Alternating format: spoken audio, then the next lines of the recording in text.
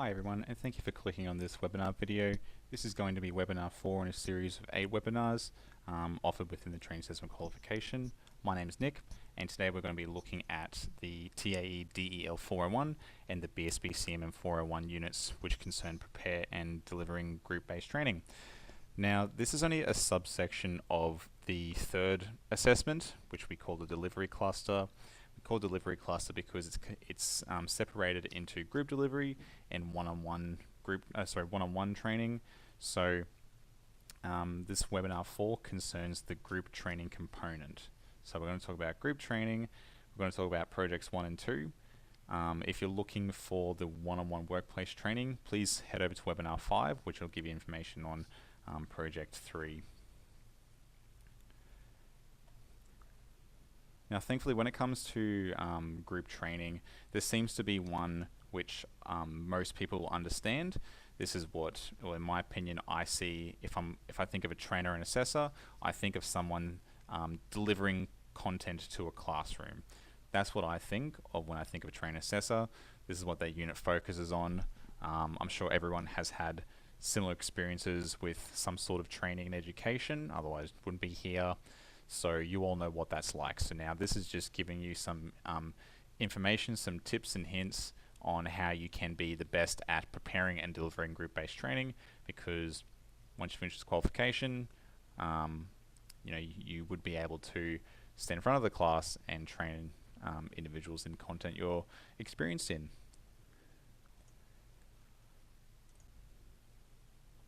Okay, so here are the learning objectives for this webinar. So we're going to be looking at developing a session plan.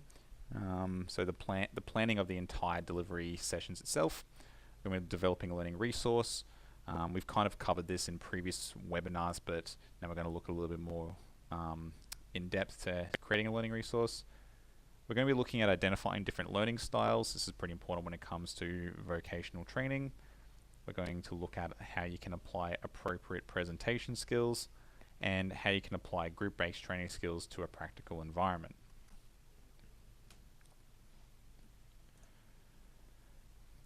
So first up, what is a group delivery? In essence, the aim of a group delivery session is to transfer skills and knowledge to a group of learners. In the vet sector, there is equal weighting on theoretical knowledge and practical skills. As you might have learned from previous webinars, the competency standards within a unit of competency focus on achieving workplace outcomes. This is usually demonstrated through practical activities during the assessment phase and should ultimately be demonstrated in a learning environment as well. To facilitate the group skills and knowledge, an important component of conducting group-based training is to integrate the group. This means that once you have developed your resources for the session, it is not good practice to simply stand at the front of the class and deliver the content in a lecture style. Whilst this might need to be done on some occasions, depending on the type of content or how far into the program you are, overall it defeats the purpose of conducting group-based delivery. So we're going to talk about this a little bit later in the webinar. Finally, it is important to note that a group delivery is not always limited to a classroom setting. Different industries would require their learning environment to be outdoors, such as when doing landscaping.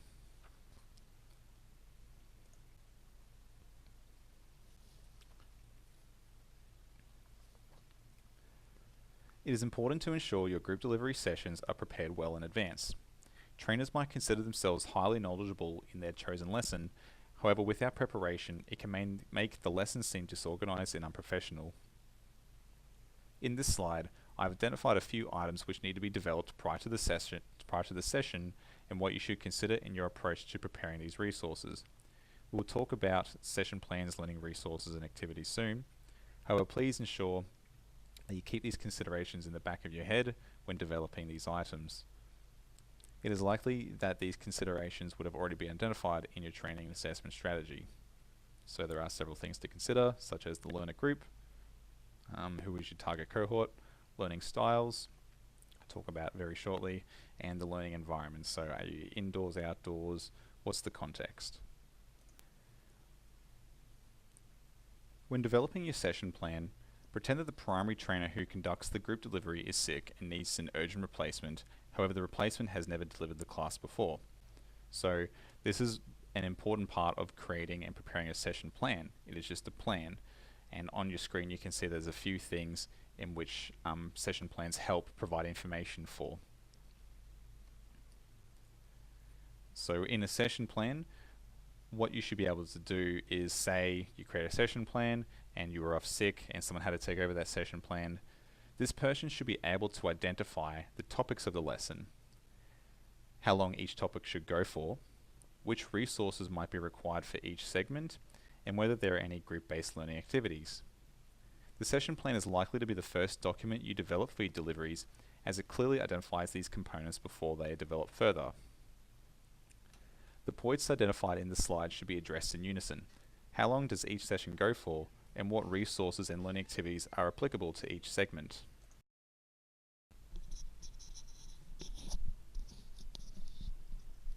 So when you're looking at a session plan, just please also be aware that a session plan is simply that. It's just a plan. Whilst you should aim to follow the session plan as closely as possible, sometimes deviations might be needed based on monitoring the learner progress or adapting to the learner's preferred learning styles. For example, your time allocation might be faster than anticipated if learners appear to be understanding the delivery content very well.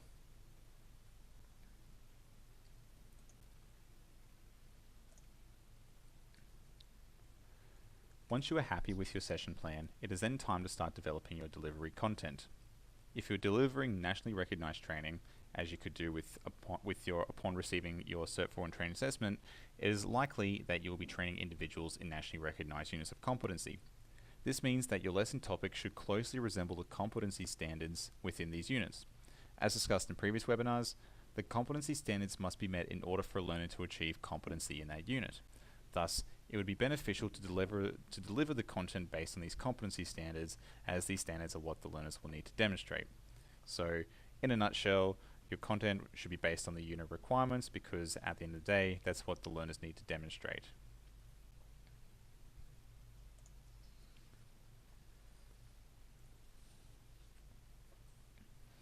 When preparing for your group deliveries, you should aim at developing learning resources as well. The learning resources should act as a document which, in conjunction with your delivery, facilitates the learner's ability to learn in skills and knowledge. Some example learning resources include a printout of the PowerPoint slides if you are using these to conduct training in the classroom. You can also use handouts, activity sheets, fact sheets, and additional support material. The learning resources should be relevant to the topic contents you are delivering. You probably don't need a learning resource for every single segment of your group delivery. However, the more you have, the better the learning experience will be for the learners. For example, for those who watched the webinar on addressing adult language, literacy and numeracy skills, they would have access to a fact sheet on how to use the Australian Core Skills Framework table. Whilst reading this entire fact sheet, which is about 200 pages, it's not necessary to read all this to complete the course, but it just acts as a support material which learners can refer to should they require more detail. When downloading the course materials, you would have noticed that there's some modules with some supporting resources folders. So the documents in these supporting resources folders are used to facilitate your learning and demonstrating your skills and knowledge. When developing your learning resources, you have the opportunity to be as creative as possible. Just ensure your resources are relevant to the learning program and are contextualized to meet the needs of target learners and the preferred learner styles.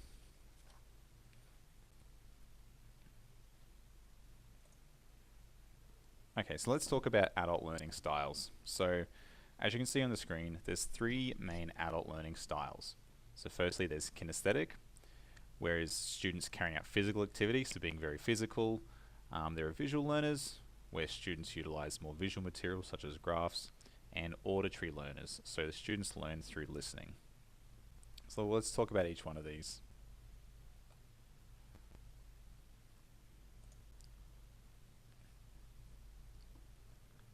So kinesthetic learners are practical in nature.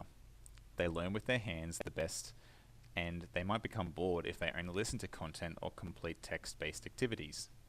Kinesthetic learners in general are very outgoing and can contribute to the group delivery effectively. If you were training a kinesthetic learner, what techniques could you apply to your delivery? So depending on the industry, chances are that the delivery will be more practical in nature, such as landscaping or accounting. Letting kinesthetic learners complete practical tasks relevant to workplace outcomes is an excellent idea. If no practical example is possible, simulations and role plays will also facilitate a kinesthetic learner's engagement.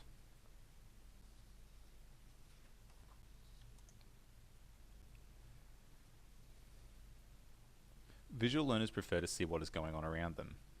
To learn to their potential, visual learners might prefer text-based resources, textbooks, and writing-based activities. For example, you could use more visual cues, diagrams, and picture representations of concept ideas to facilitate the techniques to assist visual learners. Flowcharts are also easy to understand and should help a visual learner understand the content very well. Whilst delivering the content is essential, a visual learner would benefit if your delivery sessions was recorded in text format, so perhaps providing the learner with the PowerPoint slides would be a good idea. If you're developing group-based activities, perhaps you might get the visual learners to do some brainstorming and create a mind map.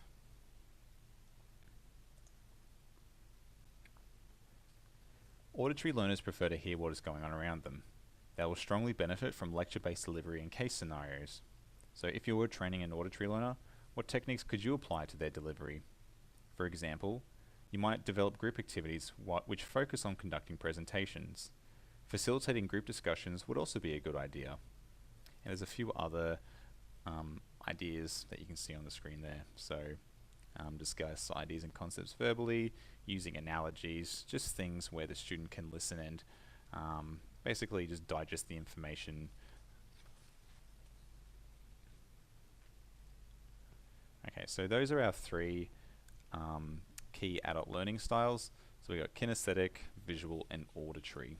Now, it doesn't necessarily mean that one learner will be confined to one learning style. You probably might find that a lot of people like to utilize different learning styles. Might depend on their mood or what exactly they're learning at the moment. So just keep in mind that you might have a more high likelihood of certain adult learner types depending on what you're delivering. So just as long as you're aware of all three, and as a trainer, you should try to incorporate all three types of learning styles in your deliveries.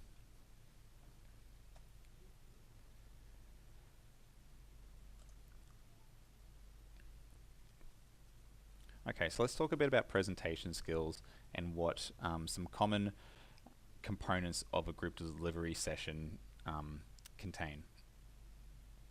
So, the primary aim of group delivery sessions is to effectively transfer skills and knowledge to learners in a group-based situation. As the trainer, to ensure that content is effectively transferred, you should try to apply some effective presentation skills in your delivery sessions.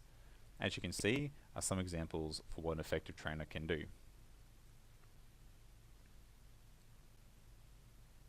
So for example, you might like to use an icebreaker. Icebreakers can differ depending on the mode of delivery, such as online, where you might do an online poll, or a face-to-face delivery, where you can incorporate different icebreaker activities in an effort to reduce group anxiety and make introductions. Using an icebreaker is not essential, however, it is a good way to make your learners feel more comfortable. You should try to use appropriate tone, pitch, and posture. Learners will feel engaged if their trainer is comfortable and confident in their approach to conducting group delivery sessions. Emphasize important points, stand up tall, and try to avoid being monotone. It is understandable that conducting delivery sessions can be a nerve-wracking experience for trainers. However, I'm sure that after practicing your delivery skills, you should feel comfortable enough to conduct effective group delivery sessions.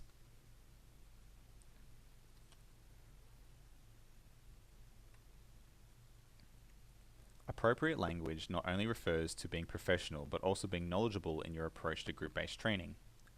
Learners will expect that their trainer knows what they are talking about and would have plenty of experience in their selected industry. Being professional is also important, however, please be aware of your learner group demographics. As your group deliveries are likely to be based on content within the vet sector, your group learners are likely to be adult learners. There are several adult learning principles which you can locate in your learner manual, which can assist when determining appropriate language to use.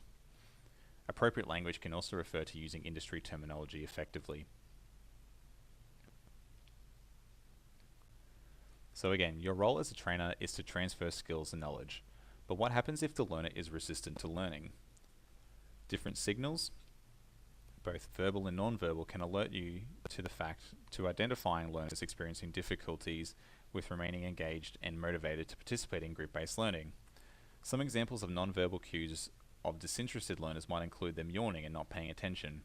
If you are unsure, You can always use verbal cues or indirect measures to identify whether the learners are participating or not. For example, you can monitor their work by simply asking them a question during the group delivery or reviewing their assessment pieces. To motivate the learners and the learner group in general, I would suggest conducting some group-based exercises such as class discussions and practical demonstrations. By doing group-based activities, you are engaging every learner to participate in your session.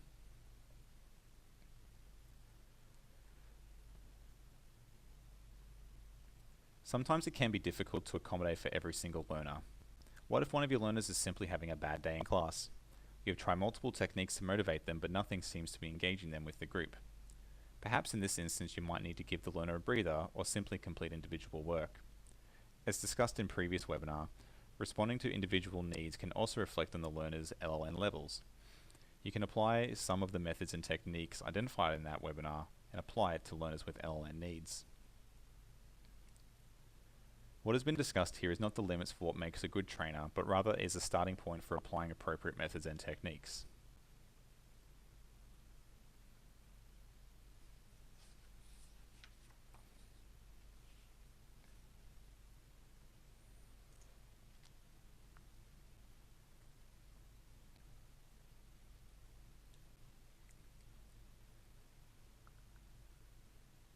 We have covered some of the techniques that trainers should apply based on their presentation style, which should be done in conjunction with applying group facilitation skills.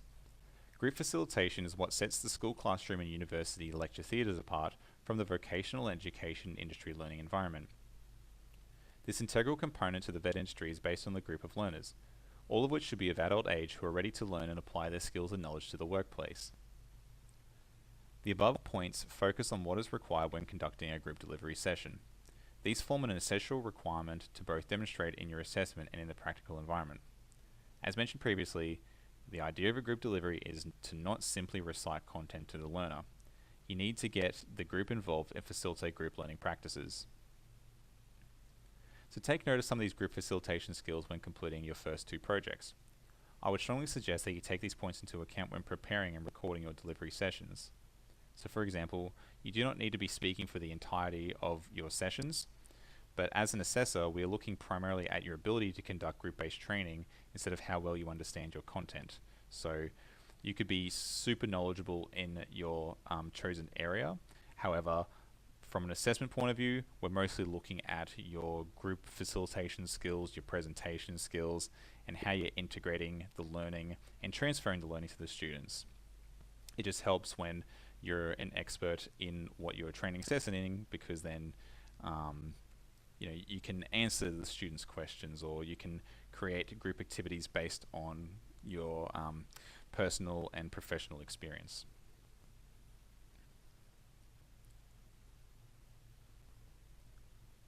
So when you're doing your projects, which we will talk about very shortly, perhaps you might provide some introductory content for your topic and then get the learners together to complete a group activity or have a group discussion. If you submit evidence that resembles a lecture style, it will likely be turned back for resubmission, so please pay particular attention to applying group facilitation skills in your deliveries.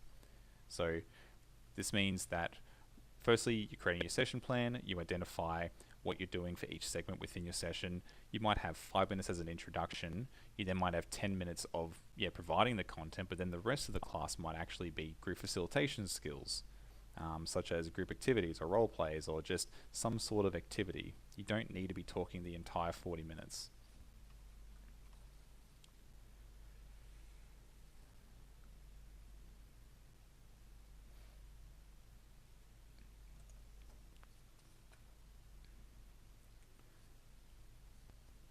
Okay, so again, because the content in this webinar, it's very subjective with how you can complete your activities. These aren't as strict as some of the other units you'd be completing within your course. So this is why this is a bit of a shorter webinar. So what we're going to do is just going to talk about the project requirements, and what's really important is what's in bold font there. So we're going to talk about Project 1 and then Project 2. So for Project 1, you'll need to prepare and deliver 2 40-minute group delivery training sessions. Each of these 40-minute sessions must contain at least 8 individuals. Okay, the deliveries as well must be what's called consecutive in nature. So we're going to talk about this right now. So each point, you'll need to do 2 by 40-minute deliveries. Each group delivery you conduct must have a duration of 40 minutes each, and this is not negotiable. If you submit video evidence of 2 group deliveries that go for 35 minutes each, you will be asked to submit additional evidence to make up the time requirement. Like we have discussed much throughout this course, all learners must demonstrate evidence of the competency standards, and this is one of them. In preparation of your group deliveries, think of what could chew up some time. So for example, doing learner introductions and icebreakers could take up 5 to 10 minutes. You could design a group activity which goes for 15 minutes, or even have a class discussion. All of these components add up. As previously mentioned, if you stand at the front of the class and speak for 40 minutes about the content, you will be required to complete it again. As a trainer, we need to see evidence of those group facilitation skills more than anything else. When developing your session plans for either sessions, try to think of activities or other ways that still demonstrates group facilitation skills, but could take up a bit of time so you can meet these time requirements. So we spoke about this in earlier webinars where assessments are designed to meet the competency standards within the units. If you were to look up the TAE DEL 401 unit of competency on train.gov.au, you would see very clearly that there is the time requirement of 40 minutes for 2 consecutive sessions. And you'd also see that each of these sessions must contain at least 8 individuals. So again, this is not negotiable, as this is another competency standard which must be met. If you organize a group delivery session and only 7 learners arrive, it unfortunately will not be accepted. As this is vocational learning, the learner group should consist of adult learners, so 8 individuals who would be suitable to conducting vet training should suffice. The learners do not need to be anyone in particular, and the group delivery environment itself can be simulated. A good suggestion would be to try and organize something like a dinner night, so try to entice some friends or family to come over and attend your group deliveries. Order some pizza, get the delivery sessions over and done with, and turn it into a party. So really clear, two 40-minute sessions. Each of those sessions need at least 8 people. You've got plenty of people there. You've got plenty of time there. Why not have a pizza night about it or something? The 2 40-minute sessions need to be what's called consecutive. So the term consecutive means consecutive in your program design. Literal back-to-back sessions are not required to meet this standard. However, as long as the sessions themselves could be delivered back-to-back. So in a practical example, for example, on a Monday you conduct a 40-minute session on using Microsoft Excel, and then on Tuesday you conduct a second 40-minute session on Microsoft Excel. My suggestion, however, would be to do them back-to-back with a break in between. And this is because you do require 8 individuals, so it'll be a lot easier to fulfill this requirement if everyone is already there. Again, try the pizza night idea. Like I can't stress how often that has worked. Some people do find this to be, it is a big time commitment, so I guess as a way enticing them to come over and attend your deliveries, that's one way of doing it. So again, please be aware that the consecutive component of the group deliveries, it's non-negotiable. If your consecutive sessions are completely unrelated, then you'll be required to redo one of them. So if your first session was on Microsoft Excel, and then if your second session was to do with how to install a computer, that might not necessarily be consecutive. They seem to be not related.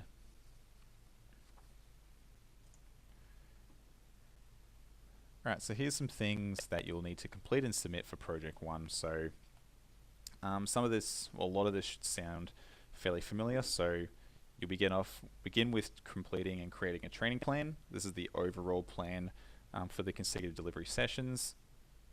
You will then need to have a session plan for each of your 40-minute sessions. So there should be one for each session. You need to complete and send through evidence of your presentation aids. So this can be like your PowerPoint slides. You'll also need evidence of modifying a learning resource based on the learner cohort, so therefore we need evidence of the original one so we can see how you made the modifications.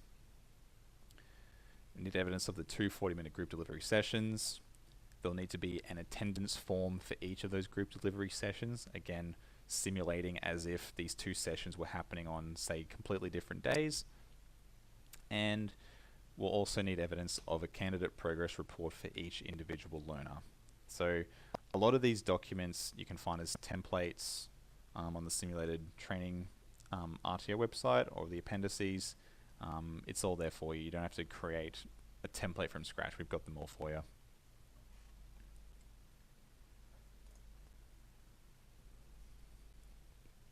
Alright, so in Project 2, which we're going to talk about now, there are similar requirements. So first, your group delivery should go for a minimum of 20 minutes. Does this mean that you should only develop a session plan which goes for 20 minutes and then stop your delivery after 20 minutes? Well, probably not, as you will still need to fill the requirements on the observation checklist. A minimum of 20 minutes is only suggested because there is no defined minimum time frame for this group delivery session. I would suggest aiming for the 40-minute mark. However, if it falls short and you still cover all the requirements, then this will be sufficient.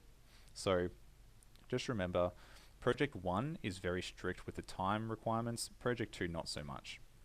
However, Project 2 is still fairly strict when it comes to the individuals requirements, so you will need 8 individuals for this group delivery as well. You're still welcome to use the same learners from Project 1, so again, you got everyone around for a dinner. Why not just get this third delivery session out of the way? So question is, why do you need to do an additional 20-minute session? I mean, you've just done consecutive sessions just before. What's the need for this one? Well, the primary reason for this third group delivery is for you to demonstrate how the characteristics and needs of this group were addressed. Whether this is in the learning resources you develop, the delivery style, the activities you conduct, as long as there is evidence of meeting the needs of the group. In one of the parts, you will be required to analyze the individual needs of your learner group to determine whether you can cater for their needs. Now, just to remind everyone, individual or group needs does not always mean LLN needs or disabilities. Whilst these are certainly needs you should accommodate for if necessary, needs can also refer to other things such as a learner not having the right equipment. Perhaps an individual is shy and doesn't want to participate in group activities. Someone might have a cough which they might find embarrassing. Addressing the individual or group needs could mean almost anything. So my suggestion is to not overthink this component of the group delivery, as you will probably facilitate the group needs without even realizing. If you are unsure, you can always simulate meeting the needs of the group by asking one of the learners beforehand to pretend having a need, and you demonstrate in the group delivery how you can facilitate their need.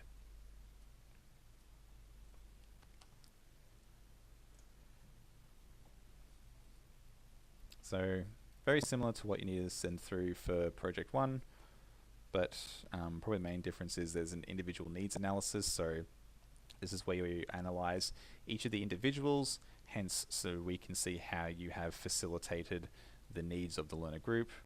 You also need to do a training plan, just one session plan because it's just one of the session plans. Presentation aids, again, we need evidence of that you've modified a learning resource based on the needs of the learners, so we need the original to compare it with. And then, of course, evidence of the, well, at least 20-minute group delivery session. So this video is only concerning projects 1 and 2 of the delivery cluster.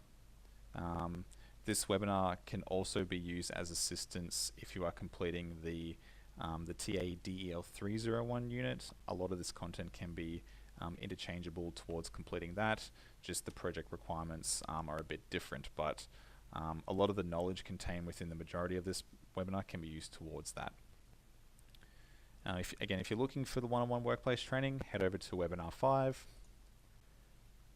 So yeah, thanks everyone for listening in. If you got any questions, call 1300-737-006. If you've got any questions, again, you can email your trainer, or you can email trainer@ilec.edu.au. My name's Nick, and thanks everyone for watching.